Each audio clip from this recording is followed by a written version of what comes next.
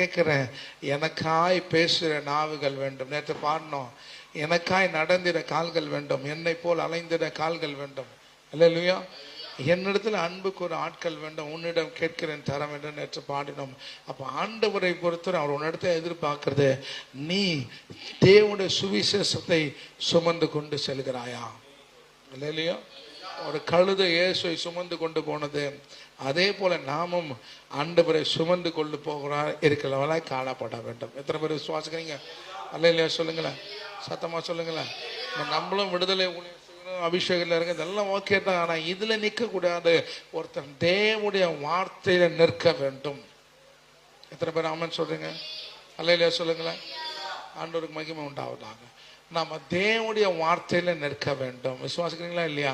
சுவிசேஷத்துல நிற்க வேண்டும். உன் சுவிசேஷத்தை கர்த்தர் தேசத்துக்கு கொண்டு போக செய்யறான்னா அதை செய்ய